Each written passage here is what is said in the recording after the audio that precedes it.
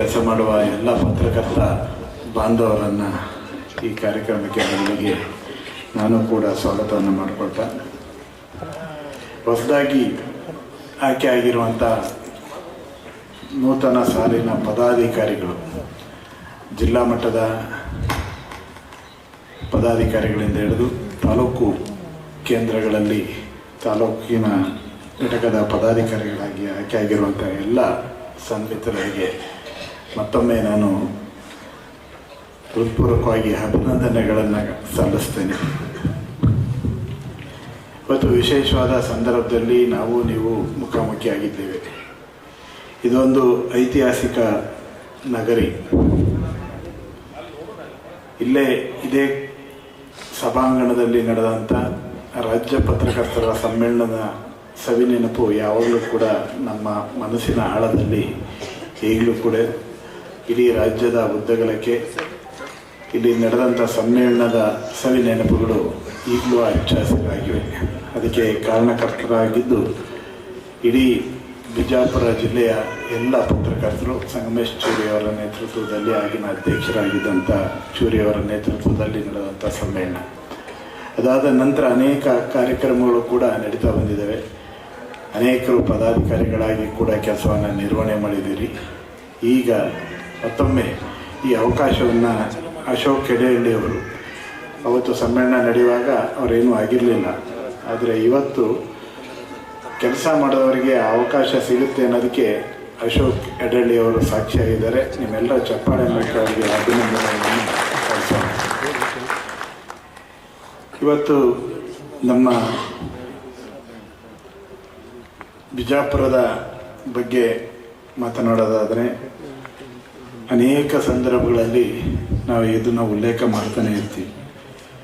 ಯಾಕೆ ಉಲ್ಲೇಖ ಮಾಡ್ತೀವಿ ಅಂದರೆ, ಬಹುಶಃ ಇದು ಗಡಿ ಜಿಲ್ಲೆಯಲ್ಲಿ ಇದ್ದರೂ ಕೂಡ ಬಹುಶಃ ಇಡೀ ಹಿಂದೂಸ್ತಾನದಲ್ಲಿ ಅತಿ ಹೆಚ್ಚು ಆಳ್ವಿಕೆಯನ್ನು ಬೇರೆ ಬೇರೆಯವರು ಮಾಡಿರೋವಂಥದ್ದು ಯಾರು ಇದ್ದರೆ ಬಹುಶಃ ಈ ಬಿಜಾಪುರ ಜಿಲ್ಲೆನ, ನನಗನ್ನಿಸ್ದಂಗೆ ಬಿಜಾಪುರನೇ ಅತಿ ಹೆಚ್ಚು ಬಾರಿ. ಯಾಕಪ್ಪ ಏನೋ ಗುಂಡು ಹೊಡೆಯುತ್ತಲ್ಲ ಇದು ಮಾತಾಡೋಕ್ಕಿಂತ ಮುಂಚೆನೆ ಬಿಜಾಪುರವನ್ನು ಆಳ್ವಿಕೆ ಮಾಡಿರುವಂಥದ್ದು ಬಹುಶಃ ಇತಿಹಾಸ ಕಾಲಘಟ್ಟದಲ್ಲಿ ಬೇರೆ ಯಾವುದೇ ನಗರಗಳು ಇಲ್ಲ ಅಂತೇಳಿ ನನಗನ್ಸುತ್ತೆ. ಕಾರಣ ಏನಂದರೆ, ಇಲ್ಲಿ ಸುಲ್ತಾನರಿಂದ ಹಿಡಿದು ಆದಿಲ್ ಶಾಹಿಗಳಿಂದ ಹಿಡಿದು ಮೊಘಲರಿಂದ ಹಿಡಿದು ಮರಾಠರಿಂದ ಹಿಡಿದು ಅನೇಕರು ಈ ನಗರವನ್ನು ಹಾಡಿ ಹೋಗಿದ್ದಾರೆ. ಈ ಬಿಜಾಪುರ ಪ್ರಾಂತ್ಯವನ್ನು ಹಾಡಿ ಹೋಗಿದ್ದಾರೆ. ಆ ಕಾರಣಕ್ಕಾಗಿಯೇ ಇದು ಐತಿಹಾಸಿಕವಾದ ನಗರಿಯಾಗಿ ರೂಪುಗೊಂಡಿದೆ. ಭಾಳ ಶತಮಾನಗಳ ಇತಿಹಾಸ ಈ ನಗರಕ್ಕೆ ಇದೆ. ಇಂಥ ವಿಜಯನಗರ ಜಿಲ್ಲೆಯಲ್ಲಿ ನಮ್ಮ ಕರ್ನಾಟಕ ಕಾರ್ಯನಿರತ ಪತ್ರಕರ್ತರ ಸಂಘ ಕಾರ್ಯನಿರ್ವಹಣೆ ಮಾಡುವಂಥ ಹೊತ್ತಿನಲ್ಲಿ ಬಹುಶಃ ಭಾಳ ಜನರಿಗೆ ಇದು ನಿಮಗೆ ಇಲ್ಲಿ ಬಂದಾಗ ಅನಿಸುತ್ತೆ, ಹಳೆ ಮೈಸೂರು ಪ್ರಾಂತ್ಯದಲ್ಲಿ ಇರುವಂಥವ್ರಿಗೆ ಇಲ್ಲಿ ಒಂದು ಏನು ಸಮಸ್ಯೆ ನೋಡಪ್ಪ, ಇದು ಮೈಕದು. ವಿಜಯಪುರ ಜಿಲ್ಲೆಯಲ್ಲಿ ಬಿಜಾಪುರ ಏನು ಹಿಂದಿನ ಹೆಸರದು, ವಿಜಯಪುರ ಜಿಲ್ಲೆ ಆದ ನಂತರ ಇಲ್ಲಿ ಅವಿಭಾಜಿತ ಏನು ಬಾಗಲಕೋಟೆ ಜಿಲ್ಲೆ, ಅವಿಭಾಜಿತ ಬಾಗಲಕೋಟೆ ಜಿಲ್ಲೆ ಅಲ್ಲ, ಅದಾದ ನಂತರ ಇದು ವಿಜಯಪುರ ಪ್ರತ್ಯೇಕವಾದ ಜಿಲ್ಲೆ ಆದ ನಂತರ ಇಲ್ಲೂ ಕೂಡ ನಮ್ಮ ಕರ್ನಾಟಕ ಕಾರ್ಯನಿರತ ಪತ್ರಕರ್ತರ ಸಂಘ ಇಲ್ಲಿ ಈ ಥರ ಅಸ್ತಿತ್ವಕ್ಕೆ ಬಂದ ನಂತರ ಅನೇಕ ಮಹನೀಯರು ಈ ಸಂಘವನ್ನು ಮುನ್ನಡೆಸ್ಕೊಂಡು ಬಂದಿದ್ದಾರೆ. ಏನೂ ಇಲ್ಲದ ಕಾಲದಲ್ಲೂ ಕೂಡ ಈ ಸಂಘವನ್ನು ಕಟ್ಟಿದ್ದಾರೆ. ಇಲ್ಲಿ ನಮ್ಮ ವೇದಿಕೆಯಲ್ಲಿ ಗೋಪಾಲ್ ನಾಯಕ್ ಸರ್ ಇದ್ದಾರೆ. ನಮ್ಮ ವೇದಿಕೆ ಮುಂಭಾಗದಲ್ಲಿ ಕಳೆದ ಬಾರಿ ರಾಜ್ಯೋತ್ಸವ ಪ್ರಶಸ್ತಿಗೆ ಪುರಸ್ಕೃತರಾದಂಥ ರಫೀಕ್ ಭಂಡಾರಿ ಅವರಿದ್ದಾರೆ. ರಫೀಕ್ ಭಂಡಾರಿ ಅವರು ಕಳೆದ ಬಾರಿ ನೋಡಿ, ಒಬ್ಬ ರಾಜ್ಯೋತ್ಸವ ಜಿಲ್ಲಾ ಅಧ್ಯಕ್ಷರಾಗಿದ್ದಂಥವರಿಗೆ ಒಂದು ರಾಜ್ಯೋತ್ಸವ ಪ್ರಶಸ್ತಿ ಅರಸಿ ಬರುತ್ತೆ ಅಂದರೆ ಅದಕ್ಕೆ ಅದರ ಹಿಂದೆ ಅವರ ವೃತ್ತಿ ಸೇವೆ ಕಾರಣ. ಹಾಗಾಗಿ ಈ ಗಡಿನಾಡಿನ ಭಾಗಕ್ಕೆ ಆ ರಾಜ್ಯೋತ್ಸವ ಪ್ರಶಸ್ತಿ ಅರಸಿ ಬಂದಿದ್ದ ಸಂದರ್ಭದಲ್ಲಿ ನಾವು ನೀವೆಲ್ಲರೂ ಸಾಕ್ಷಿಯಾಗಿದ್ದೀವಿ. ಹಾಗಾಗಿ ಮತ್ತೊಮ್ಮೆ ಅವರಿಗೆ ಚಪ್ಪಾಳೆ ಮೂಲಕ ಒಂದು ಅಭಿನಂದನೆಗಳನ್ನು ಸಲ್ಲಿಸೋಣ. ಆ ಅವಕಾಶ ನಮಗೆ ಮತ್ತೆ ಎಲ್ಲೂ ಸಿಕ್ಕಿರಲಿಲ್ಲ. ಹಾಗಾಗಿ ಇಡೀ ಜಿಲ್ಲೆಯ ಪರವಾಗಿ ಅವರಿಗೆ ಅಭಿನಂದನೆಗಳನ್ನು ಸಲ್ಲಿಸ್ತೇನೆ. ಹಾಗೆ ಇವತ್ತು ಅನೇಕರು ಈ ವಿಶೇಷವಾಗಿ ಈ ವಿಜಯಪುರ ಜಿಲ್ಲೆಯ ಕಟ್ಟುವ ಸಂದರ್ಭದಲ್ಲಿ ತುಂಬ ಜನರು ಕಾರಣಕರ್ತರಾಗಿದ್ದಾರೆ. ಆ ಎಲ್ಲ ವಿಷಯಗಳಿಗೆ ನಾನು ಹೋಗೋದಿಲ್ಲ. ಕಳೆದ ಬಾರಿದು ಒಂದಷ್ಟೇ ನೆನಪನ್ನು ಮಾಡಿ ನನ್ನ ಮಾತಿಗೆ ಮುಂದೆ ಹೋಗ್ತೇನೆ. ಕಳೆದ ಅವಧಿಯಲ್ಲಿ ಅಂದರೆ 2013 ಮತ್ತು 2018 ಅವಧಿಯಲ್ಲಿ ಅತಿ ಹೆಚ್ಚು ಬಾರಿ ಈ ಜಿಲ್ಲೆಗೆ ನಾನು ಬಂದಿದ್ದಿದೆ. ಆದರೆ ಬಂದಿದ್ದು ಏನಕ್ಕೆ ಅಂದರೆ ವರದಿಗಾರಿಕೆಗಾಗಿ ನಾನು ಬಂದಿದ್ದಿದೆ. ಮುಂಚಿನ ಬಿಜಾಪುರವನ್ನು ನಾನು ನೋಡಿದ್ದೆ. ಅದಾದ ನಂತರ ಆ ಅವಧಿ ಒಳಗಡೆ 2013 ಮತ್ತು 2018 ಅವಧಿಯಲ್ಲಿ MB ಪಾಟೀಲರು ನೀರಾವರಿ ಸಚಿವರಾಗಿದ್ದರು, ಬೃಹತ್ ನೀರಾವರಿ ಸಚಿವರು. ನನಗೆ ಅವರ ಸಚಿವರಿಗೆ ಆ ಖಾತೆಯನ್ನು ಕೊಟ್ಟಾಗ ಇವ್ರಿಗೆ ಯಾಕೆ ಕೊಟ್ಟರು, ಹಳೆ ಮೈಸೂರಿನವ್ರಿಗೆ ಹೆಚ್ಚು ಅದರ ಆಸಕ್ತಿಗಳಿರೋದು ಅಂತೇಳಿ ನನಗನ್ಸಿತ್ತು. ಅದಾದಮೇಲೆ ನಾನು ಇಲ್ಲಿ ಬಂದೆ. ಅವರ ಬೇರೆ ಬೇರೆ ಕಾರಣಕ್ಕಾಗಿ ಪ್ರಾಜೆಕ್ಟ್ಗಳು ತೆಗೆದುಕೊಂಡಿದ್ರು, ಅನೇಕ ಏತ ನೀರಾವರಿ ಯೋಜನೆಗಳನ್ನು ತೆಗೆದುಕೊಂಡಿದ್ರು. ಬೇರೆ ಬೇರೆ ತುಂಬ ವರ್ಷಗಳಿಂದ ಬಾಕಿ ಇರುವಂಥ ಯೋಜನೆಗಳಿಗೆ ಮತ್ತೆ ಚಾಲನೆಯನ್ನು ಕೊಡುವಂಥ ಕೆಲಸವನ್ನು ಮಾಡಿದರು. ಅವೆಲ್ಲವನ್ನೂ ಇಂಡಿವಿಜುವಲಿ ಭೇಟಿ ಮಾಡಿದ್ದಿದೆ, ವರದಿ ಮಾಡಿದ್ದಿದೆ. ಅನೇಕ ಕಡೆ ಸ್ಥಳ ಪರಿಶೀಲನೆಗಳಿಗೆ ಹೋಗಿ ಬಂದಿದ್ದೆ. ಆ ಸಂದರ್ಭದಲ್ಲಿ ಅದನ್ನೆಲ್ಲ ನೆನಪು ಮಾಡ್ಕೊಂಡು ನೋಡಿದರೆ ನನಗೆ ಅನಿಸುತ್ತೆ, ಇಡೀ ಒಂದು ಮೈಸೂರು ರಾಜ್ಯದಲ್ಲಿ ಆ ಭಾಗದವರಷ್ಟೇ ನೀರಾವರಿ ಸಚಿವರಾಗಿ ಹೆಸರು ಮಾಡ್ತಾರೆ ಅಂತೇಳಿ ಏನು ನನ್ನ ಭಾವನೆ ಇತ್ತು, ಆ ಭಾವನೆ ಸುಳ್ಳಾದ ದಿನ ಏನಂದರೆ MB ಪಾಟೀಲ್ರವರು ಅತ್ಯಂತ ಕ್ರಿಯಾಶೀಲವಾಗಿ ಆ ಹುದ್ದೆಯನ್ನು ನಿರ್ವಹಣೆ ಮಾಡಿದ್ದು. ಬಹುಶಃ ಅಷ್ಟರ ಮಟ್ಟಿಗೆ ಆ ಇಡೀ ಇಲಾಖೆಯನ್ನು ಈ ಕಡೆ ತೆಗೆದುಕೊಂಡು ಬಂದು ಕೆಲಸವನ್ನು ಮಾಡಿಸಿ ಈ ಭಾಗದ ಜನರಿಗೆ ಇವತ್ತು ಒಂದು ಮಲೆನಾಡಿನ ಪರಿಸರ ಬಂದಿದೆ ಅಂದರೆ, ನೀರಾವರಿ ಹೆಚ್ಚು ಆಗಿದೆ ಅಂತೇಳಂದರೆ ಅದರ ಹಿಂದೆ MB ಪಾಟೀಲ್ರವರ ಶ್ರಮ ಬಹಳ ದೊಡ್ಡ ಪ್ರಮಾಣದಲ್ಲಿದೆ. ಹಾಗಾಗಿ ಈ ಸಂದರ್ಭದಲ್ಲಿ ಅದನ್ನು ನೆನಪು ಮಾಡ್ಕೊಳ್ತಾ ನಾನು ಅವರಿಗೆ ಒಂದು ಅಭಿನಂದನೆಗಳನ್ನು ಕೂಡ ಸಲ್ಲಿಸ್ತೇನೆ. ನಮ್ಮ ಕಾರ್ಯಕ್ರಮಕ್ಕೆ ಸಂಸದರಾದ ಜಗಜಿಣಗಿಯವರು ಬಂದಿದ್ದಾರೆ, ದಯಮಾಡಿ ಬನ್ನಿ ಸರ್.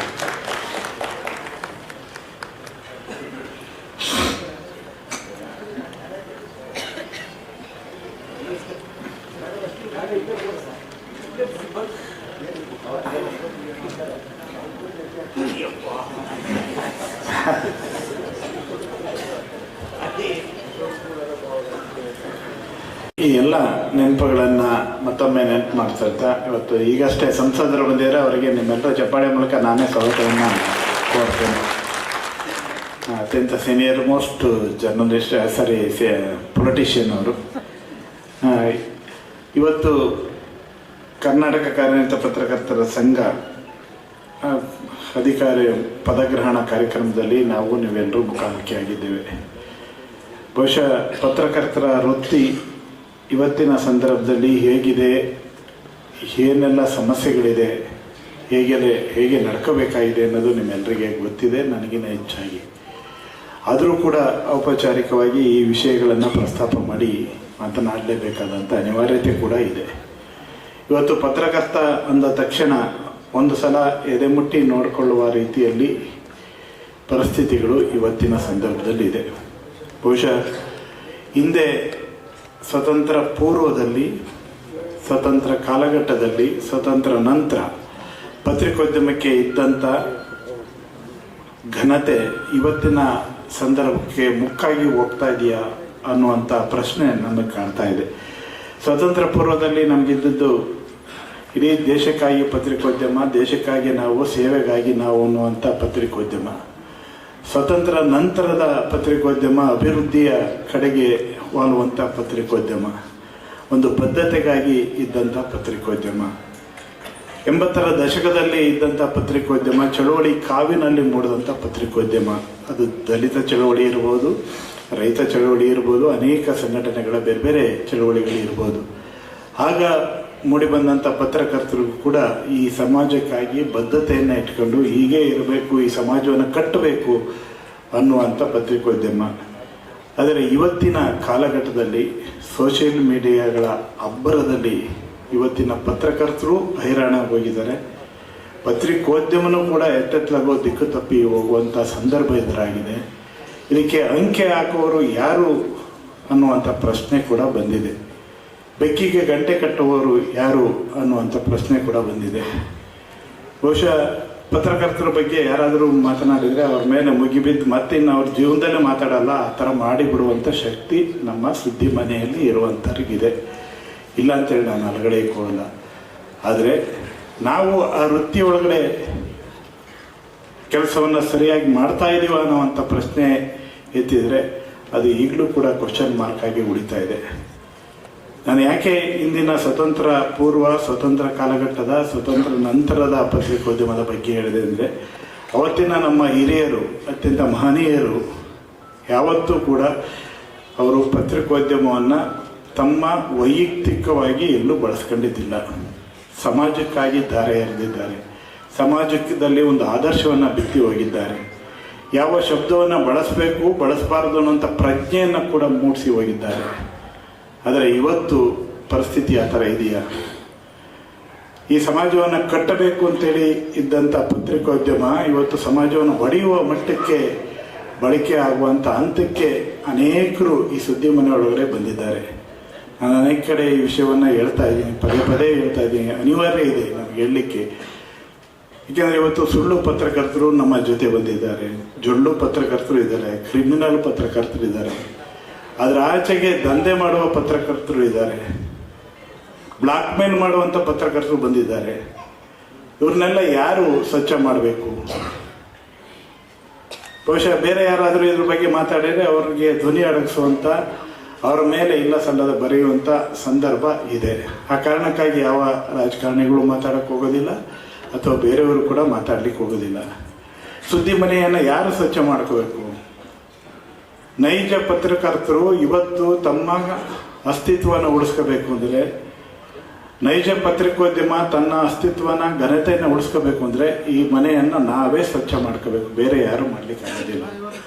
ಆ ಕಾರಣಕ್ಕೋಸ್ಕರನೇ ಇವತ್ತು ಕರ್ನಾಟಕ ಕಾರ್ಯನಿರತ ಪತ್ರಕರ್ತರ ಸಂಘ ಈ ನಿಟ್ಟಿನಲ್ಲಿ ಒಂದು ದಿಟ್ಟ ಹೆಜ್ಜೆಯನ್ನು ಇಟ್ಟು ಇಡೀ ರಾಜ್ಯಾದ್ಯಂತ ಈ ಸಂಘಟನೆಯನ್ನು ಅತ್ಯಂತ ಬಲಿಷ್ಠಗೊಳಿಸುವ ಮೂಲಕ ನಿಜವಾದ ಪತ್ರಕರ್ತರನ್ನು, ನೈಜ ಪತ್ರಕರ್ತರನ್ನು ಉಳಿಸ್ಕೊಳ್ಳುವ ನಿಟ್ಟಿನಲ್ಲಿ ಒಂದು ದಿಟ್ಟ ಹೆಜ್ಜೆಯನ್ನು ಇಟ್ಟು ಹೋರಾಟ ಮಾಡ್ತಾ ಬಂದಿದೆ. ಇದು ನಾವು ಹುಟ್ಟಾಕ್ತಂಥ ಸಂಘಟನೆ ಅಲ್ಲ. 1932ರಲ್ಲಿ ಡಿ ವಿ ಗುಂಡಪ್ಪನವರು ಹುಟ್ಟಾಕ್ತಂಥ ಸಂಘಟನೆ ಇದು. ಡಿ ವಿ ಗುಂಡಪ್ಪನವರ ಆ ಕಾಲಘಟ್ಟದಲ್ಲಿ ಕೇಳಿದರೆ, ನಾನು ಮೊದಲು ಪತ್ರಕರ್ತ, ನಂತರ ಸಾಹಿತಿ ಅನ್ನುವಂಥ ಮಾತನ್ನು ಹೇಳ್ತಾ ಇದ್ರು. ಮಂಕುತಿಮ್ಮನ ಕಗ್ಗದ ಖ್ಯಾತಿಯ ಡಿ ವಿ ಗುಂಡಪ್ಪನವರು ಅವತ್ತು ಹುಟ್ಟಾಕ್ತಂಥ ಸಂಘಟನೆ 5-6 ಜನರು ಕುಳಿತು ಈ ಸಂಘಟನೆಯನ್ನು ಬೆಂಗಳೂರಿನಲ್ಲಿ ಹುಟ್ಟಾಕ್ತಿದ್ರು. ಆದರೆ ಅವತ್ತು ಅವರಿಗೆ ಕಲ್ಪನೆ ಇತ್ತು, ಒಂದು ಏನಾದರೂ ಮಾಡಬೇಕು, ಪತ್ರಿಕೋದ್ಯಮಕ್ಕೆ ಇರುವಂಥ ಪತ್ರಕರ್ತರಿಗಾಗಿ ಒಂದು ಸಂಘ ಇರಬೇಕು ಅಂತೇಳಿ ಅನಿವಾರ್ಯತೆ ಅವರಿಗೆ ಅನಿಸಿತ್ತು. ಹಾಗಾಗಿ ಮಾಡಿದರು. ಆ ಕಾಲಘಟ್ಟದಲ್ಲಿ ನಾಲ್ವಡಿ ಕೃಷ್ಣರಾಜ ಒಡೆಯರು ಮೊಟ್ಟ ಮೊದಲ ಬಾರಿಗೆ ದೇಣಿಗೆಯನ್ನು ಕೊಟ್ಟರು. ಅವತ್ತೊಂದು 500 ರೂಪಾಯಿ ದೇಣಿಗೆಯನ್ನು ಕೊಟ್ಟು ಸಂಘವನ್ನು ಶುರು ಮಾಡಿ ಅಂತೇಳಿ ಅದಕ್ಕೆ ಶುಭವನ್ನು ಹಾರೈಸಿ ಕೊಟ್ಟರು. ಬಹುಶಃ ಅವತ್ತು 500 ರೂಪಾಯಿ ಕೊಟ್ಟಿದ್ದು ಇವತ್ತು ಬಹುಶಃ 50 ಲಕ್ಷಕ್ಕೆ ಸಮ ಇರ್ಬೋದೇನೋ, ಒಂದು ಅಂದಾಜು ಲೆಕ್ಕ ಹಾಕಿದ್ರು. ಅಂದರೆ ಅಷ್ಟರ ಮಟ್ಟಿಗೆ ಆ ಸಂಘಟನೆಯನ್ನು ಬೆಳೆಸಲಿಕ್ಕೆ, ಶುಭ ಹಾರೈಸಲಿಕ್ಕೆ ಅವರು ಕೊಟ್ಟಂಥ ಮಾರ್ಗದರ್ಶನದಲ್ಲಿ ಅನೇಕರು ಈ ಸಂಘಟನೆ ಇವತ್ತು ಬೆಳೆಸ್ಕೊಂಡ್ಬಂದಿದ್ದಾರೆ. ಅದರ ಪರಿಣಾಮವಾಗಿ ಇವತ್ತು ಎಲ್ಲ ಜಿಲ್ಲೆಗಳಲ್ಲಿ, ಎಲ್ಲ ತಾಲೂಕುಗಳಲ್ಲಿ ಕೂಡ ಪತ್ರಕರ್ತರ ಘಟಕಗಳಿವೆ. ಅದರ ಪರಿಣಾಮವಾಗಿ ಅವತ್ತು 5-6 ಜನ ಏನು ಸದಸ್ಯರಾಗಿ ಹುಟ್ಟಾಕಿದ್ರು ಈ ಸಂಘಟನೆ ಇವತ್ತು ನಾಡಿನ ಉದ್ದಗಲಕ್ಕೆ 10,000ಕ್ಕೂ ಹೆಚ್ಚು ಜನ ಇರುವಂಥ ಸಕ್ರಿಯ ಸದಸ್ಯರನ್ನು ಹೊಂದಿರುವಂಥ ಇಡೀ ಭಾರತ ದೇಶದಲ್ಲಿ ಬೃಹತ್ತಾದ ಸಂಘಟನೆ ಯಾವ್ದಾರು ಇದೆ ಅಂದರೆ ಅದು ಕರ್ನಾಟಕ ಕಾರ್ಯನಿರತ ಪತ್ರಕರ್ತರ ಸಂಘ ಅನ್ನೋದು ನಮಗೆ, ನಿಮಗೆಲ್ಲರಿಗೂ ಕೂಡ ಹೆಮ್ಮೆ ತರುವಂಥ ಸಂಗತಿ. ಇವತ್ತು ತುಂಬ ಜನ ಬೇರೆ ಬೇರೆ ಹೆಸರಿನಲ್ಲಿ ಸಂಘಟನೆಗಳು ಉಟ್ಕೊಂಡಿದ್ದೇವೆ. ನಾಯಿ ಕೊಡೆಗಳ ಥರ ಉಟ್ಕೊಂಡಿದ್ದೇವೆ. ಅದಕ್ಕೇನಾದ್ರು ಬದ್ಧತೆ ಇದೆಯಾ ಅಂತ ಕೇಳಿದರೆ ಇಲ್ಲ. ಅಥವಾ ಅದರ ಕಾಸ್ ಏನು ಅಂತ ಕೇಳಿದರೆ ಇಲ್ಲ. ಅವರೇ ಅಧ್ಯಕ್ಷರಾಗಿರ್ತಾರೆ, ಅವ್ರ ಹೆಂಡತಿ ಖಜಾಂಚಿ ಆಗಿರ್ತಾರೆ. ಅಂಥವ್ರ ನಡುವೆ ಇವರೆಲ್ಲ ನಿಮ್ಮ ಜಿಲ್ಲೆಯಲ್ಲೆಲ್ಲ ಬೇರೆ ಬೇರೆಯವರು ಪದಾಧಿಕಾರಿಗಳಾಗಿ ಅಲ್ಲೆಲ್ಲ ನೀವು ಬಸ್ ಸ್ಟ್ಯಾಂಡಲ್ಲಿ ಸಿಕ್ಕರೆ ಅಲ್ಲೂ ಕೂಡ ಒಂದು ನೇಮಕಾತಿ ಪತ್ರ ಕೊಟ್ಟು ಹೋಗ್ಬಿಡ್ತಾರೆ. ಆದರೆ ನಮ್ಮ ಸಂಘಟನೆ ಆ ಥರ ಅಲ್ಲ. KWJ ಕರ್ನಾಟಕ ಕಾರ್ಯನಿರತ ಪತ್ರಕರ್ತರ ಸಂಘ ಪಿರಿಯಾಡಿಕಲಿ ಪ್ರತಿ 3 ವರ್ಷಕ್ಕೊಂದ್ಸಲ ಚುನಾವಣೆ ನಡೆಯುವಂಥ, ಸದಸ್ಯರೇ ಪದಾಧಿಕಾರಿಗಳನ್ನು ಆಯ್ಕೆ ಮಾಡುವಂಥ, ಅಟ್ ಎ ಟೈಮ್ ರಾಜ್ಯ ಮಟ್ಟದಲ್ಲಿ ಮತ್ತು ಜಿಲ್ಲಾ ಮಟ್ಟದಲ್ಲಿ ಚುನಾವಣೆ ಪ್ರಕ್ರಿಯೆಯಲ್ಲೇ ಅವರು ಪದಾಧಿಕಾರಿಗಳಿಗೆ ಆಯ್ಕೆ ಆಗುವಂಥ ಪ್ರಕ್ರಿಯೆ ಇವತ್ತಿಗೂ ಕೂಡ ಅಂದಿನಿಂದ ಇವತ್ತಿನವರೆಗೂ ನಡ್ಕೊಂಡು ಬಂದಿದೆ. ಆ ಕಾರಣಕ್ಕಾಗಿ ಅನೇಕ ಬಾರಿ ಕೋರ್ಟ್ಗಳಿಗೆ ಇದೆಲ್ಲ ವಿಷಯಗಳು ಕೂಡ ಹೋಗಿದೆ. ನಿಮ್ಗೆ ಆಶ್ಚರ್ಯ ಆಗುತ್ತೆ, ಲಾಸ್ಟ್ ಟೈಮು ಹೈಕೋರ್ಟಿಗೆ ಕೂಡ ಚುನಾವಣೆಯ ವಿಷಯ ಹೋಯಿತು. ಹೈಕೋರ್ಟ್ ಸ್ಕ್ರೀನ್ ಆಯಿತು, ಭಾಳ ಕ್ರಮಬದ್ಧವಾಗಿ ಪಾರದರ್ಶಕವಾಗಿ ಚುನಾವಣೆ ನಡೆದಿದೆ ಅಂತೇಳಿ. ಈ ಬಾರಿ ಕೂಡ ಹೈಕೋರ್ಟಿಗೆ 3 ಪಿಟಿಷನ್ಸ್ ಹೋಯಿತು. ಅದರಲ್ಲಿ ಏನು ಈ ಚುನಾವಣೆಗೆ ತಡೆ ಕೊಡಬೇಕು ಅಥವಾ ಬೇರೆ ಬೇರೆ ವಿಚಾರಗಳು ಇಟ್ಕೊಂಡು ಕೆಲವರು ಚುನಾವಣೆ ಕೋರ್ಟ್ಗೆ ಹೋಗಿದ್ದರು. ನಿಮಗೆ ಇಲ್ಲಿ ಬಿಜಾಪುರದಲ್ಲಿ ನೋಡುವಾಗ ಗೊತ್ತಾಗೋದಿಲ್ಲ, ಆದರೆ ಇಡೀ ರಾಜ್ಯದಲ್ಲಿ ಈ ಸಂಘ ಎದುರಿಸ ಅನೇಕ ಸವಾಲುಗಳನ್ನು, ಅನೇಕ ವೈರುಧ್ಯಗಳ ವಿರುದ್ಧ ಈಜಿಕೊಂಡು ಬಂದಿರುವಂಥ ಸಂಘಟನೆ ಇದು. ಆದರೆ ಹೈಕೋರ್ಟ್ನಲ್ಲಿ ಯಾವುದೇ ಕಾರಣಕ್ಕೂ ಸ್ಟೇ ಕೊಡೋದಿಲ್ಲ ಅಂತ ಕೊಡಲಿಲ್ಲ. ಹಾಗಾಗಿ ಇವತ್ತು ರಾಜ್ಯದ ಎಲ್ಲ ಕಡೆ ಅಟ್ ಎ ಟೈಮು ಚುನಾವಣೆ ಭಾಳ ಪಾರದರ್ಶಕವಾಗಿ ಅತ್ಯಂತ ಎಲ್ರಿಗೂ ಕೂಡ ಆಶ್ಚರ್ಯ ಆಗುತ್ತೆ. ಈ ಚುನಾವಣೆ ಪ್ರಕ್ರಿಯೆ ಒಳಗಡೆ ಭಾಗಿಯಾದಂಥವರ ಸಂಖ್ಯೆ ನೋಡಿದಾಗಲೇ ನನಗೆ ಅನಿಸುತ್ತೆ ಈ ಸಂಘಟನೆ ಎಷ್ಟು ದೃಢವಾಗಿ ಹೆಮ್ಮರವಾಗಿ ಬೆಳೆದಿದೆ ಅಂತೇಳಿ.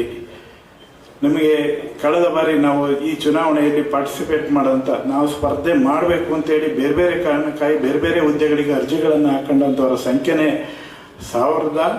1887 ಜನರು ನಾವು ಅವತ್ತು ಲೆಕ್ಕ ಹಾಕಿದ್ವಿ, ಎಲ್ಲ ಜಿಲ್ಲೆಗಳದ್ದು ಎಲ್ಲ ಇದ್ರದ್ದು. ಅದಕ್ಕೆ ಬಂದಂಥ ಇಡಿಗಂಟು ಎಷ್ಟು ಅಂತೇಳಿ ನೋಡಿದ್ವಿ ಠೇವಣಿಯನ್ನ, ನಿಮ್ಗೆ ಆಶ್ಚರ್ಯ ಆಗುತ್ತೆ, 54 ಲಕ್ಷ ರೂಪಾಯಿ ಬಂದಿತ್ತು. ಇಲ್ಲೇ ಇದ್ದಾರೆ, ಮಲ್ಕೊಂಡ ಹೋದ್ರ ಇದಾರ ಇಲ್ಲೇ, ಈ ಜಿಲ್ಲೆಯನ್ನು ಸೇರಿದಂತೆ. ಅದರಲ್ಲಿ ಅರ್ಧದಷ್ಟು ಹಣ ಬೇರೆ ಬೇರೆ ಕಾರಣಕ್ಕಾಗಿ ವಾಪಸ್ ತಗೊಂಡಿದೆ. ಅಂದರೆ ನಾಮಪತ್ರ ವಾಪಸ್ ತಗೊಂಡಾಗ ಅವ್ರಿಗೆ ಇಡಿಗಂಟನ್ನು ವಾಪಸ್ ಕೊಡ್ತೀವಿ, ರಿಜೆಕ್ಟ್ ಆಯಿತು ಕೊಡ್ಲಿಕ್ಕೆ ಬರೋಲ್ಲ, ಕಂಟೆಸ್ಟ್ ಮಾಡಿದ ಮಾತ್ರ ಉಳಿಯುತ್ತೆ. ಈ ಥರದ ಪ್ರಕ್ರಿಯೆ ಮೂಲಕ ಚುನಾವಣೆ ನಡೆದಿರೋದಿದೆಯಲ್ಲ, ಬಹುಶಃ ಯಾವ ಕಾಲಘಟ್ಟದಲ್ಲೂ ಇಷ್ಟು ಪ್ರಮಾಣದಲ್ಲಿ ಸ್ಪರ್ಧೆ ಮಾಡಲಿಕ್ಕೆ ಇಷ್ಟು ಅತ್ಯುತ್ಸಾಹದಲ್ಲಿ ಬಂದಿದ್ದಂಥದ್ದಿಲ್ಲ. ಈ ಬಾರಿ ಕೂಡ 12 ಜಿಲ್ಲೆಗಳಲ್ಲಿ ಅವಿರೋಧ ಆಯ್ಕೆ ಆಯಿತು. ಬಹುಶಃ ಕಳೆದ ಬಾರಿ ಕೂಡ 10 ಜಿಲ್ಲೆಗಳಲ್ಲಿ ಅವಿರೋಧ ಆಯ್ಕೆ ಆಗಲಿಕ್ಕೆ ಸಾಧ್ಯ ಆಗಿತ್ತು. ನಿಮ್ಮ ಜಿಲ್ಲೆಯಲ್ಲೂ ಕೂಡ ಅವಿರೋಧ, ಬಹುತೇಕ ಅವಿರೋಧ ಅಂತಲೇ ಎಲ್ಲರೂ ಮಾಹಿತಿ ಕೊಟ್ಟರು. ಏನೋ ಕಾರಣಕ್ಕಾಗಿ ಅಧ್ಯಕ್ಷ ಹುದ್ದೆ ಮಾತ್ರ ಸ್ಪರ್ಧೆಗೆ ಬಂತು. ಬಹುಶಃ ಅಶೋಕ್ ಹೆಡಹಳ್ಳಿ ಅವರು ಅಗ್ನಿ ಪರೀಕ್ಷೆಯಲ್ಲಿ ಈಜಿ ಆಚೆ ಬರಲಿ, ಅವರ ಅಪ್ಪಟ ಚಿನ್ನನ ಅಲ್ವಾ ಅಂತೇಳಿ ಗೊತ್ತಾಗ್ಲಿ ಅಂತೇಳಿ ಏನೋ ಈ ಚುನಾವಣೆ ನಡೆದಿದೆ ಅಂತೇಳಿ ಅನಿಸುತ್ತೆ. ಅದನ್ನು ನೀವು ಸಾಬೀತು ಮಾಡಿದ್ದೀರಿ, ಮತ್ತೊಮ್ಮೆ ಅವರಿಗೆ ಅಭಿನಂದನೆಗಳನ್ನು ಸಲ್ಲಿಸ್ತೀನಿ. ವೃತ್ತಿಯಲ್ಲಿ ನಮ್ಮ ಘನತೆಯನ್ನು ಇಟ್ಕೊಳ್ಳದೇ ಇದ್ರೆ, ನಮ್ಮ ಶೋಭೆಯನ್ನು ಇಟ್ಕೊಳ್ಳದೇ ಇದ್ರೆ, ನಮ್ಮ ಪ್ರಾಮಾಣಿಕತೆಯನ್ನು ಇಟ್ಕೊಳ್ಳದೇ ಇದ್ರೆ ನಾವು ಖಂಡಿತವಾಗಿ ಈ ವೃತ್ತಿ ಒಳಗಡೆ ಇರ್ಲಿಕ್ಕೆ ಸಾಧ್ಯ ಇಲ್ಲ.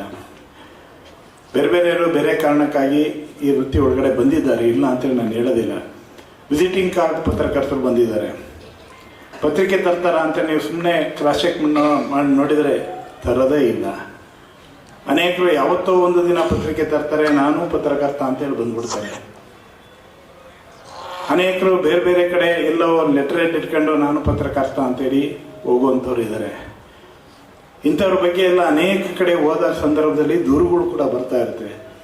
ಹಾಗಾಗಿ ನಾನು ಹೇಳಿದ್ದು, ಇವತ್ತು ನೈಜ ಪತ್ರಕರ್ತರು ತಮ್ಮ ಅಸ್ತಿತ್ವವನ್ನು ಉಳಿಸ್ಕೊಳ್ಳೋದಕ್ಕೆ ನಾವೇ ಹೋರಾಟ ಮಾಡಬೇಕಾದಂಥ ಪರಿಸ್ಥಿತಿಯಲ್ಲಿ, ಸಂದಿಗ್ಧತೆಯಲ್ಲಿ ಉಳ್ಕೊಂಡಿದ್ವಿ.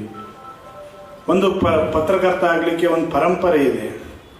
ಅವನು ಪತ್ರಕರ್ತ ಆಗಲಿಕ್ಕೆ ಅವನು ಬರೆದಂಥ ವಾಕ್ಯ ರಚನೆ ಸರಿ ಇದೆಯಾ, ಶಬ್ದ ಬಳಕೆ ಸರಿ ಇದೆಯಾ, ವ್ಯಾಕರಣ ಸರಿ ಇದೆಯಾ, ಅವನು ಹೇಳ್ತಾ ಇರುವಂಥ ವಿಷಯ ಸಾಮಾನ್ಯ ಓದೋದನಿಗೆ ತಲುಪುತ್ತಾ, ಸರಿಯಾಗಿ ಕಮ್ಯುನಿಕೇಟ್ ಆಗುತ್ತಾ, ಎಲ್ಲ ಪ್ರಶ್ನೆಗಳಿದೆ ಸುದ್ದಿ ಮನೆ ಒಳಗಡೆ. ಅಷ್ಟು ವಿಷಯಗಳು ಅತ್ಯಂತ ಕಡಿಮೆ ಶಬ್ದಗಳಲ್ಲಿ ಪರಿಣಾಮಕಾರಿಯಾಗಿ ಯಾರು ಸುದ್ದಿಯನ್ನು ಕಟ್ಕೊಡ್ತಾರೆ ಅವನು ಒಳ್ಳೆ ಪತ್ರಕರ್ತ. ಆ ಕಾರಣಕ್ಕೋಸ್ಕರನೇ ಇವತ್ತು ಆ ಪರಂಪರೆಯಲ್ಲಿ ಬೆಳೆಬಂದಂಥವ್ರು ಅದು ಒಬ್ಬ ಪತ್ರಕರ್ತ ಆಗಿ ರೂಪುಗೊಳ್ಳೋದಕ್ಕೆ, ಒಂದು ವರದಿಯನ್ನು ಬರೀಲಿಕ್ಕೆ ಬಹುಶಃ ಅವರಿಗೆ ಒಂದು 6 ತಿಂಗಳು, 3 ತಿಂಗಳು ಅಥವಾ 1 ವರ್ಷಗಟ್ಟಲೆ ಟೈಮ್ ತೊಗೊಂಡಿರುತ್ತೆ. ಆದರೆ ಇವತ್ತು ಪರಿಸ್ಥಿತಿ ಏನಾಗಿದೆ ಅಂದರೆ, ಅವನಿಗೆ ಯಾವುದೋ ಕಾರಣಕ್ಕಾಗಿ ಅನಿಸಿದ್ರೆ ರಾತ್ರಿ ರೆಡಿಯಾಗಿ ಬೆಳಗ್ಗೆ ಒಂದು ಲೋಗೋ ಹಿಡ್ಕೊಂಡು ಯೂಟ್ಯೂಬಲ್ಲಿ ಒಂದು ಚಾನಲ್ ಮಾಡ್ಕೊಂಡು ಬಂದ್ಬಿಡ್ತಾನೆ. ಇವ್ರನ್ನ ನಾವು ಪತ್ರಕರ್ತ ಅಂತೇಳಿ ಕರಿಬೇಕಾ? ಅವರಿಗೊಂದು ಪಂಚಾಯತಿ ವ್ಯವಸ್ಥೆ ಏನು ಅಂತ ಗೊತ್ತಿಲ್ಲ, ಅಥವಾ APMC ಹೆಂಗೆ ನಡೆಯುತ್ತೆ ಅಂತ ಗೊತ್ತಿಲ್ಲ, ಅಥವಾ ಬೇರೆ ಮತ್ತೊಂದು ಮಗದೊಂದು ಏನು ಅಂತ ಗೊತ್ತಿಲ್ಲ. ಅವ್ರದ್ದು ಉದ್ದೇಶಗಳೇನು? ಯಾವುದೋ ಒಬ್ಬ ಅಧಿಕಾರಿಯನ್ನು ಟಾರ್ಗೆಟ್ ಮಾಡೋದು, ಅವ್ರ ಮನೆಯವರು ಅಲ್ಲೋದ್ರು, ಇವರು ಇಲ್ಲೋದ್ರು, ಈ ಥರದ ವೈಯಕ್ತಿಕ ವಿಷಯಗಳನ್ನು ಟಾರ್ಗೆಟ್ ಮಾಡಿ ಮಾಡಿ ಮಾಡಿ ಮಾಡಿ ಅದ್ರ ಮೂಲಕ ಬ್ಲಾಕ್ ಮೇಲ್ ಮಾಡುವಂಥ ಅದರ ಮೂಲಕ ವೃತ್ತಿಗೆ ಮಸಿ ಬಳಿಯುವಂಥ ಕೆಲಸವನ್ನು ಮಾಡ್ತಾ ಇದ್ದಾರೆ. ಇದು ಅತ್ಯಂತ ನೋವಿನಿಂದ ಈ ವಿಷಯವನ್ನು ಹೇಳಬೇಕಾಗಿದೆ.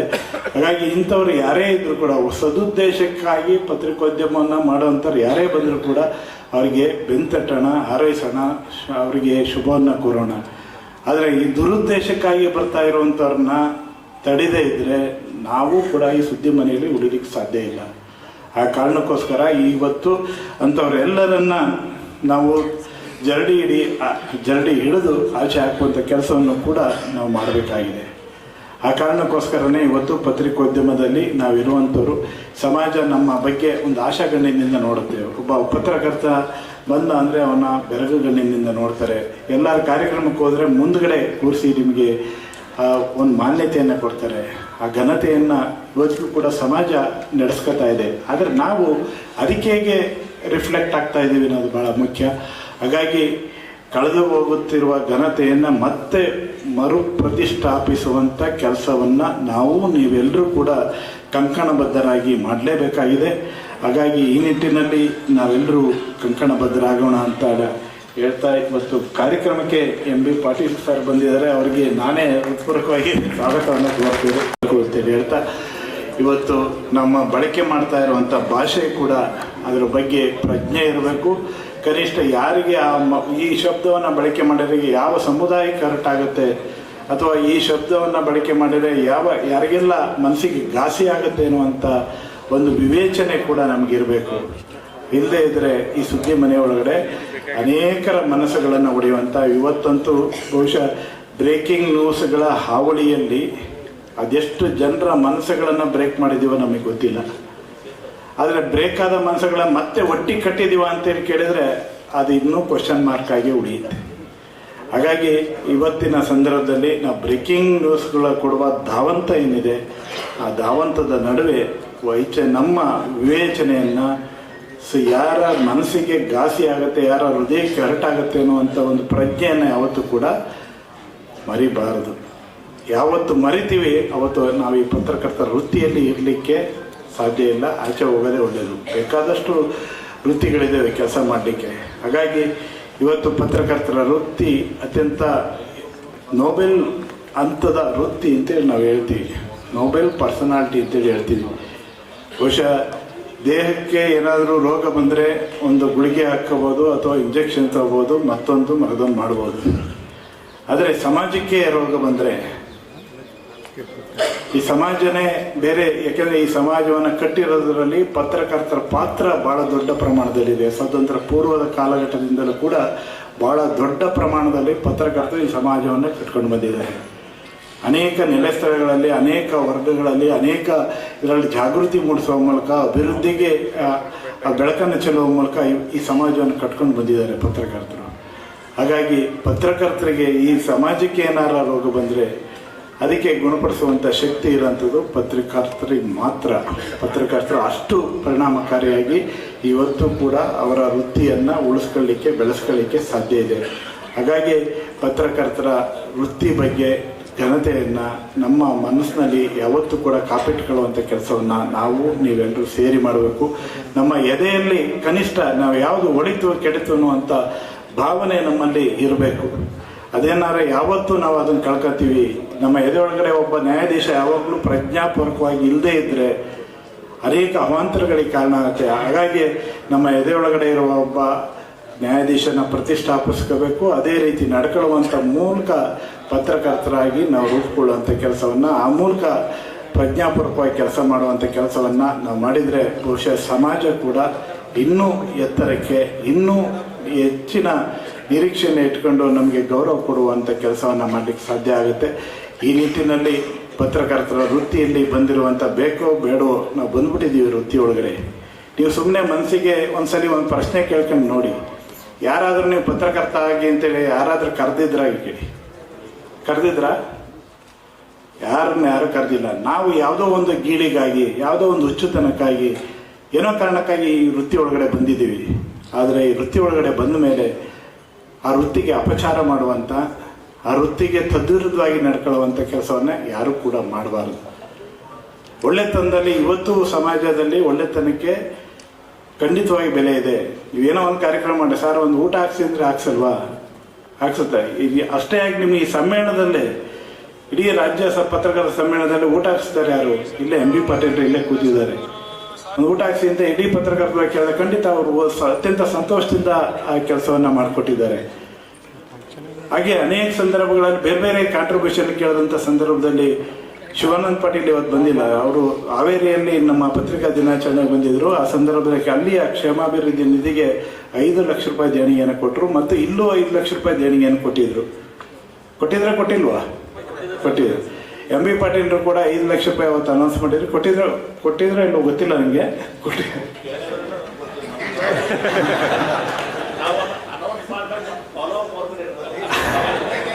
ಕೊಟ್ಟಿಲ್ಲ ಅಂದರೆ ಇವತ್ತೇ ಕೊಡ್ತಾರೆ. ದಯಮಾಡಿ ಪಡ್ಕೊಂಡು ಅದನ್ನು ಫೋಟೋ ಸಹಿತ ಹಾಕಿ. ಯಾಕೆಂದರೆ ನೋಡಿ ಅವ್ರು ಹೇಳ್ತಾರೆ ನಮ್ಮ ಹತ್ರ ಬಂದು ಫಾಲೋ ಅಪ್ ಮಾಡಿಲ್ಲ ಕೇಳಿಲ್ಲ ಅಂತೇಳಿ. ಆ ಥರ ಚೆಕ್ ರೆಡಿ ಇದೆ. ಸಾಧ್ಯ ಆದರೆ ಸಭೆಯಲ್ಲೇ ಕೊಟ್ಟು ಅದನ್ನು ಇಡೀ ರಾಜ್ಯದಲ್ಲಿ ಒಂದು ಸುದ್ದಿ ಮಾಡುವ ಮೂಲಕ ಅವರಿಗೆ ಗೌರವ ಕೊಡೋ ಕೆಲಸವನ್ನು ಮಾಡೋಣ. ಯಾಕೆಂದರೆ ಅವರ ತವರು ಜಿಲ್ಲೆ ಅದು. ಯಾವತ್ತೂ ಅವರು ಕೊಡುಗೆ ಇದ್ದಾನೆ, ಯಾವತ್ತೂ ಇಲ್ಲ ಅಂತೇಳಿ ಹೇಳಿದ್ದೇ ಇಲ್ಲ. ದೊಡ್ಡದಿರಲಿ, ದೊಡ್ಡ ಪ್ರಮಾಣದಿರಲಿ, ಸಣ್ಣ ಪ್ರಮಾಣದಲ್ಲಿರಲಿ ಒಟ್ಟು ಸ್ಪಂದನೆಯನ್ನು ಕೊಡುವಂಥ ಒಂದು ಮಾನವೀಯತೆಯನ್ನು ಇಟ್ಕೊಂಡಿರುವಂಥ ಅಪರೂಪದ ರಾಜಕಾರಣಿಗಳಲ್ಲಿ ಎಂ ಬಿ ಪಾಟೀಲ್ ಕೂಡ ಒಬ್ಬರು. ಬಹುಶಃ ಅವ್ರಿಗೆ ಕೈಗಾರಿಕೆ ಇದನ್ನು ಕೊಡೋ ಬದಲು ನಾನೇ ಹೇಳ್ತಾ ಇದ್ದೆ, ನೀವು ಬರೋಕ್ಕಿಂತ ಮುಂಚೆ ನೀವು ವಿಷಯವನ್ನು ಪ್ರಸ್ತಾಪ ಮಾಡಿ ಹೇಳ್ತಾ ಇದ್ದೆ.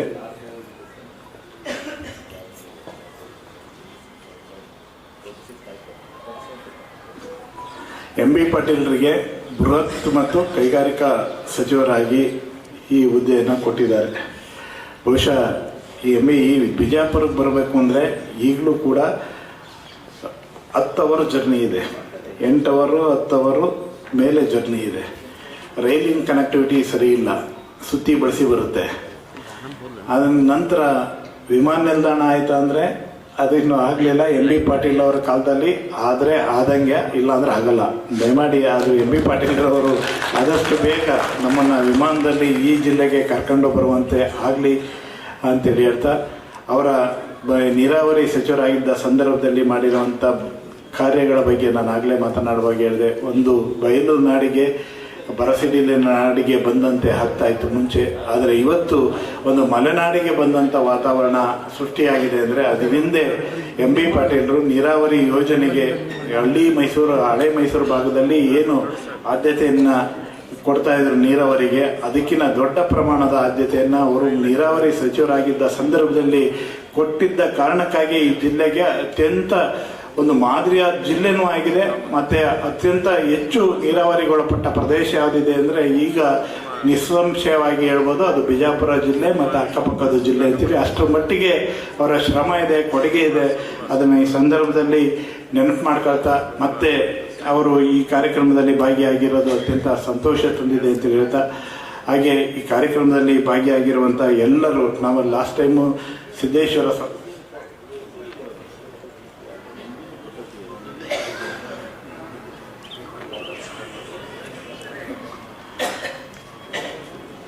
ಕಳೆದ ಬಾರಿ ನಮ್ಮ ರಾಜ್ಯ ಸಮ್ಮೇಳನ ನಡೆಯುವಾಗ ಸಿದ್ದೇಶ್ವರ ಸ್ವಾಮಿಗಳ ಆಶೀರ್ವಾದದಲ್ಲಿ ಆ ಸಮ್ಮೇಳನವನ್ನು ನಾವು ಮಾಡಿದ್ವಿ. ಆದರೆ ಆ ಸಮ್ಮೇಳನದಲ್ಲಿ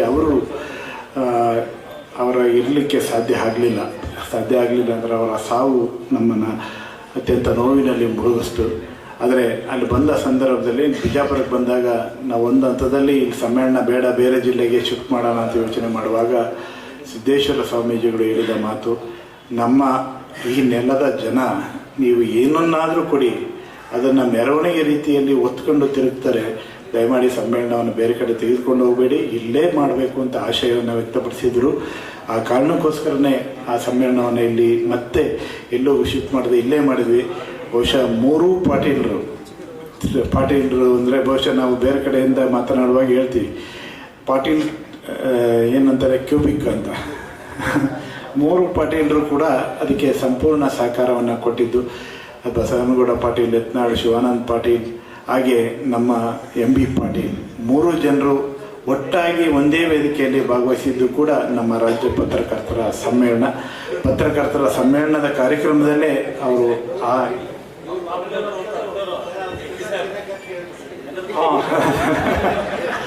ಇಲ್ಲ, ರಮೇಶ್ ಜಿಗಜಿಣಗಿಯವರು ನಮ್ಮ ಇದಕ್ಕೆ ಪತ್ರಕರ್ತರಿಗೆ ಅತ್ಯಂತ ಆತ್ಮೀಯ ಒಡನಾಟವನ್ನು ಇಟ್ಕೊಂಡಿರುವಂಥವ್ರು. ಆ ಸಮ್ಮೇಳನದ ಸಂದರ್ಭದಲ್ಲಿ ನಾವು ಅವ್ರನ್ನ ಭೇಟಿ ಮಾಡಿ ಕೈ ಬಿಯಲ್ಲಿ ಇದ್ರು ಹೋಗಿದ್ರು. ನೋಡಪ್ಪ, ನಾನು ಯಾವತ್ತೂ ಲಂಚ ಪಡೆಯನಲ್ಲ, ನನ್ನ ಕೈಲಿ ಇಷ್ಟ ಆಗುತ್ತೆ, ದಯವಿಟ್ಟು ಎಕ್ಸ್ಟ್ರಾ ಕೇಳ್ಬಿಟ್ರೆ ಕಣಪ್ಪ ನಿಮ್ಮ ದಮಯ್ಯ ಅಂತೇಳಿ ಕೊಟ್ಬಿಟ್ಟಿದ್ರು.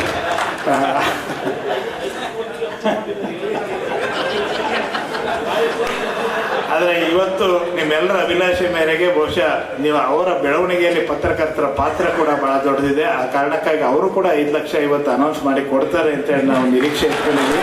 ಅದನ್ನು ಅನೌನ್ಸ್ ಮಾಡ್ತಾರೆ ಅಂತೇಳಿ ನಾನು ಭಾವಿಸ್ತೇನೆ. ಅದು ಸರ್, ಯಾರ ವೈಯಕ್ತಿಕವಾಗಿ ಹಣ ಅಲ್ಲ, ಅದು ಪತ್ರಕರ್ತರ ಶ್ರೇಯೋಭಿವೃದ್ಧಿಗೆ ಬಳಸ್ತೀವಿ. ಆಯಿತು, ಅವ್ರಿಗೇನು ಸಾಧ್ಯ ಇದೆ ಅದನ್ನು ಮಾಡಿಕೊಡ್ಲಿ. ಆ ಕ್ಷೇಮಾಭಿವೃದ್ಧಿ ನಿಧಿಗೂ ಕೂಡ ಅವರ ಹಣವನ್ನು ಕೊಡಲಿ, ವೈಯಕ್ತಿಕವಾಗಿ ಹಣವನ್ನು ಕೊಡಲಿ ಅಂತೇಳಿ. ಆಯಿತು, ಅದೇ ಎಂ ಬಿ ಪಾಟೀಲ್ರೆ ಅಲ್ಲಿ ಕಮಿಟ್ ಮಾಡಿಸ್ಬಿಟ್ಟಿದ್ದಾರೆ. 10-20 ಅದೇನು ಇಲ್ಲಿ ಬಂದು ಹೇಳ್ತಾರೆ ಬಿಲ್ಡಿಂಗಿಗೆ ಸಂಬಂಧಪಟ್ಟಿದ್ದು. ಅದ್ರ ಜೊತೆಗೆ ನಮ್ಮ ಏನು ಕ್ಷೇಮಾಭಿವೃದ್ಧಿ ನಿಧಿ ಇದೆ ಅದಕ್ಕೂ ಕೂಡ ಎಲ್ಲರೂ ದೇಣಿಗೆಯನ್ನು ಕೊಟ್ಟಿದ್ದಾರೆ. ಅಲ್ಲಿ ರಮೇಶ್ ಜಿಗಜಿಣಗಿಯವರ ದೇಣಿಗೆ ಇಲ್ಲ ಅಂತೇಳಿ ಆಗಬಾರ್ದು, ಅದನ್ನು ಕೂಡ ವೈಯಕ್ತಿಕವಾಗಿ ಅದನ್ನು ಅನೌನ್ಸ್ ಮಾಡಲಿ ಅಂತೇಳಿ ನಿರೀಕ್ಷೆಯನ್ನು ಮಾಡಿ ಇವತ್ತು ಇಡೀ ಜಿಲ್ಲೆಯ ಎಲ್ಲ ಪತ್ರಕರ್ತರುಗಳು ಅತ್ಯಂತ ಸಂಭ್ರಮದಲ್ಲಿ ಇದ್ದೀರಿ, ಖುಷಿಯಲ್ಲಿದ್ದೀರಿ. ಏಕೆಂದರೆ ಬೇರೆ ಎಲ್ಲ ಜಿಲ್ಲೆಗಳಲ್ಲಿ ಪ್ರತಿಜ್ಞಾ ವಿಧಿ ಬೋಧನೆ ಆದ ನಂತರ ತಾಲೂಕು ಘಟಕಗಳನ್ನು ರಚನೆ ಮಾಡಿದ್ದಾರೆ. ಆದರೆ ಇಲ್ಲಿ ನೀವು ಎಲ್ಲರಿಗಿನ್ನ ಭಿನ್ನ ಯಾಕೆ ಆಗಿದ್ದೀರಿ ಅಂತೇಳಿ ಅನಿಸುತ್ತೆ ಅಂದರೆ, ನಿಮ್ಮ ಆಯ್ಕೆ ಜಿಲ್ಲಾ ಮಟ್ಟದ ಆಯ್ಕೆ ಪದಾಧಿಕಾರಿಗಳ ಆಯ್ಕೆ ಆಗಿದ್ದಷ್ಟೇ ಅಲ್ಲ, ತಾಲೂಕುಗಳನ್ನು ಕೂಡ ಆಯ್ಕೆ ಮಾಡಿ ತಾಲೂಕು ಪದಾಧಿಕಾರಿಗಳನ್ನು ಕೂಡ ಇಲ್ಲಿ ಆಯ್ಕೆ ಮಾಡಿದ್ದೀರಿ. ಅದು ಮುದ್ದೇಬಿಹಾಳ ತಾಲೂಕಾಗಿರ್ಬೋದು, ತಾಳಿಕೋಟೆ, ದೇವರ ಇಪ್ಪರಿಗಿ, ಬಸವನ ಬಾಗೇವಾಡಿ, ನಿಡಗುಂದಿ, ಹಾಗೆ ಕೋಲಾರ, ಅಂದರೆ ತಿಕೋಟ, ಮತ್ತು ಬಬಲೇಶ್ವರ, ಹಾಗೆ ಚಡಚಣ, ಇಂಡಿ, ಹಲಮೇಲ, ಸಿಂದಗಿ, ಇಷ್ಟೂ ತಾಲೂಕುಗಳಿಂದ ಆಯ್ಕೆಯಾಗಿರುವಂಥ ಅಧ್ಯಕ್ಷರು, ಪ್ರಧಾನ ಕಾರ್ಯದರ್ಶಿಗಳು ಮತ್ತು ಅಲ್ಲೇ ಕಮಿಟಿ ಮೆಂಬರ್ ಎಲ್ಲರಿಗೂ ಕೂಡ ಮತ್ತೊಮ್ಮೆ ನಾನು ನಿಮ್ಮೆಲ್ಲರ ಚಪ್ಪಾಳೆ ಮೂಲಕ ಶುಭವನ್ನು ಹಾರೈಸ್ತೀನಿ. ನಮ್ಮ ಒಡವಡಿಗೆ ಕಳೆದ ಬಾರಿ ಜಿಲ್ಲಾ ಕಮಿಟಿಯಲ್ಲಿದ್ದರು, ಈಗ ತಾಲೂಕಿಗೆ ಹೋಗಿ ಅಧ್ಯಕ್ಷರಾಗ್ಬಿಟ್ಟಿದ್ದಾರೆ ಅವರು. ರಾಜ್ಯ ಕಮಿಟಿಯಲ್ಲಿ ಸದಸ್ಯರಾಗಿದ್ದಂಥವರು. ಈ ಥರದ ಭಿನ್ನತೆಯೂ ಕೂಡ ಇಲ್ಲಿ ಇದೆ. ಹಾಗೆ ಚುನಾವಣೆಯನ್ನು ಅತ್ಯಂತ ನಿಷ್ಪಕ್ಷಪಾತವಾಗಿ ನಡೆಸ್ಕೊಟ್ಟಂಥ, ಇಡೀ ರಾಜ್ಯದ ಒಳಗಡೆ ಚುನಾವಣೆ ನಡೆಸ್ಕೊಟ್ಟಂಥ ಮುಖ್ಯ ಚುನಾವಣಾಧಿಕಾರಿ ಎನ್ ರವಿಕುಮಾರ್ ಅವರು, ಹಾಗೆ ಜಿಲ್ಲೆಯಲ್ಲಿ ನಮ್ಮ ಚುನಾವಣಾಧಿಕಾರಿಯಾಗಿ ಕೆಲಸವನ್ನು ಮಾಡಿಕೊಟ್ಟಂಥ ಮಲಕೊಂಡ ಅವರಿಗೆ ಮತ್ತೊಮ್ಮೆ ನಿಮ್ಮೆಲ್ಲರ ಚಪ್ಪಾಳೆ ಮೂಲಕ ಅವ್ರಿಗೂ ಕೂಡ ಒಂದು ಅಭಿನಂದನೆಗಳನ್ನು ಸಲ್ಲಿಸ್ತೇನೆ. ಇವತ್ತು ಈ ವೇದಿಕೆಯಲ್ಲಿರುವಂಥ ಎಲ್ಲ ಸನ್ಮಿತ್ರರಿಗೆ, ವಿಶೇಷವಾಗಿ ಹೊಸದಾಗಿ ಆಯ್ಕೆಯಾಗಿರುವಂಥ ಅಶೋಕ್ ಅಡಳ್ಳಿ ನೇತೃತ್ವದ ತಂಡ ಏನಿದೆ ಅಷ್ಟೂ ಜನರಿಗೆ ಮತ್ತೊಮ್ಮೆ ನಾನು ಶುಭವನ್ನು ಹಾರೈಸಿ, ಈ ಪತ್ರಕರ್ತರ ವೃತ್ತಿಯನ್ನು ದಯಮಾಡಿ ಯಾರು ಲಘುವಾಗಿ ಭಾವಿಸಬೇಡಿ. ಅತ್ಯಂತ ಗಂಭೀರವಾದಂಥ ವೃತ್ತಿ ಇದು. ಅತ್ಯಂತ ಒಂದು ತಪಸ್ಸಿನ ರೀತಿಯಲ್ಲಿ ಕಾಪಿಟ್ಕೊಳ್ಬೇಕಾದಂಥ ವೃತ್ತಿ. ಒಂದು ವೇಳೆ ನಿಮಗೆ ಈ ವೃತ್ತಿಯಲ್ಲಿ ಆ ನ್ಯಾಯ ಕೊಡ್ಲಿಕ್ಕೆ ಸಾಧ್ಯ ಆಗ್ತಾ ಇಲ್ಲ ಅಂದರೆ ದಯವಿಟ್ಟು ಈ ವೃತ್ತಿಗೆ ಅಪಚಾರ ಮಾಡುವಂಥ ಕೆಲಸವನ್ನು ಮಾಡೋಕ್ಕೆ ಹೋಗಬೇಡಿ. ಯಾರೋ ನಮ್ಮನ್ನು ಅವರು ಇವರು ಅಂತೇಳಿ ಬಿಟ್ಟು ತೋರಿಸಿ ಮಾತನಾಡುವ ಮಟ್ಟಕ್ಕೆ ನೀವು ಇಳಿಬೇಡಿ. ಈ ವೃತ್ತಿಯನ್ನು ಒಳ್ಳೆಯದಕ್ಕೆ ಬೆಳೆಸಿ, ಬಡವರ ಅಥವಾ ನೊಂದವರ ಅಶಕ್ತರ ಕಣ್ಣೀರನ್ನು ಒರೆಸಲಿಕ್ಕೆ ಬಳಸಿ, ಅಥವಾ ಯಾವುದಾದ್ರು ಒಂದು ಅಭಿವೃದ್ಧಿ ವಿಚಾರಕ್ಕೆ ಬೆಳಕು ಚೆಲ್ಲುವ ರೀತಿಯಲ್ಲಿ ಬಳಸಿ, ಅಥವಾ ಬೇರೆಯವರ ಒಳ್ಳೆಯ ಕೆಲಸಗಳನ್ನು ಮಾಡುವ ಸಮಾಜದ ನಾನಾ ಸ್ತರಗಳಲ್ಲಿ ಬೇಕಾದಷ್ಟು ಒಳ್ಳೆಯ ಕೆಲಸ ಮಾಡುವಂಥವ್ರು ಇದ್ದಾರೆ, ಅಂಥವರ ಬಗ್ಗೆ ಅಂಥ ಪ್ರತಿಭೆಗಳನ್ನು ಬಳಸಲಿಕ್ಕೆ ಬಳಸಿ. ಆದರೆ ಯಾವುದೇ ಕಾರಣಕ್ಕಾಗಿ ಈ ವೃತ್ತಿಗೆ ಬೆನ್ನು ತೋರಿಸುವ ರೀತಿಯಲ್ಲಿ ನೀವು ನಡ್ಕೊಳ್ಳುವಂಥ ಕೆಲಸವನ್ನು ಯಾವತ್ತೂ ಕೂಡ ಮಾಡಬೇಡಿ. ಅಂಬೇಡ್ಕರ್ ಒಂದು ಕಡೆ ಒಂದು ಮಾತನ್ನು ಹೇಳ್ತಾರೆ, ಈ ರಥವನ್ನು ನಾನು ಕೇಳ್ಕೊಂಡು ಬಂದಿದ್ದೇನೆ ಇಲ್ಲಿವರೆಗೂ, ಸಾಧ್ಯ ಆದರೆ ಮುಂದಕ್ಕೆ ಕೇಳ್ಕೊಂಡು ಹೋಗಿ, ಇಲ್ಲ ಅಂದರೆ ಅಲ್ಲೇ ಬಿಡಿ, ಹಿಂದಕ್ಕೆ ಎಳೆಯುವಂಥ ಕೆಲಸವನ್ನು ಮಾಡಬೇಡಿ ಅಂತ. ಹಾಗೆ ಇದೇ ಮಾತನ್ನು ನಾನು ನಿಮ್ಗೆ ಹೇಳ್ತಾ ಇರೋದು ಏನಂದರೆ, ಇಲ್ಲಿವರೆಗೂ ಅನೇಕ ಹಿರಿಯರು ಅವತ್ತಿನ ಕಾಲಘಟ್ಟದಿಂದ ಇವತ್ತಿನವರೆಗೆ DVG ಅವರಿಂದ ಹಿಡಿದು ಕಾದ್ರಿ ಶಾಮಣ್ಣವರಿಂದ ಹಿಡಿದು ಅನೇಕರು ಈ ಸಂಘಟನೆಯ ಮುನ್ನಡೆಸ್ಕೊಂಡು ಬಂದಿದ್ದಾರೆ. ಜಯಶೀಲ್ ರಾಯರು ಪ್ರಧಾನಮಂತ್ರಿಗಳಿಗೆ ಸಲಹೆಗಾರಾಗಿದ್ದಂಥವರು ಕೂಡ ಇದರ ಅಧ್ಯಕ್ಷರಾಗಿದ್ದಂಥವ್ರು. ಹಾಗಾಗಿ ಈ ಥರದ ತುಂಬ ಜನರು ಈ ಸಂಘಟನೆಯನ್ನು ನಡೆಸ್ಕೊಂಡು ಬಂದಿದ್ದಾರೆ. ಹಾಗಾಗಿ ಈ ಸಂಘಟನೆಯನ್ನು ನಾವು ನೀವು ಸೇರಿ ಇನ್ನೂ ಎತ್ತರಕ್ಕೆ ಬೆಳೆಸುವಂಥ, ಎಲ್ಲರನ್ನ ಒಳಗೊಳ್ಳುವ ಸಂಘಟನೆಯಾಗಿ ರೂಪಿಸುವಂಥ ನಿಟ್ಟಿನಲ್ಲಿ ಈ ರಥವನ್ನು ಮುಂದಕ್ಕೆ ಎಳೆಯುವಂಥ ಕೆಲಸವನ್ನು ಮಾಡೋಣ. ಏನೇನೋ ಕಾರಣಕ್ಕಾಗಿ ನಿಮಗೆ ಬೇಜಾರು ಇದ್ದರೆ, ಅಸಮಾಧಾನ ಇದ್ದರೆ, ಚುನಾವಣೆಯಲ್ಲಿ ಸೋತ್ಬಿಟ್ಟಿದ್ದೀನಿ ಅಂತ ಅಸಹಕಾರ ಇದ್ದರೆ ದಯವಿಟ್ಟು ಆ ರಥವನ್ನು ಹಿಂದಕ್ಕೆ ಎಳೆಯುವ ಕೆಲಸವನ್ನು ಯಾರೂ ಕೂಡ ಮಾಡಬೇಡಿ.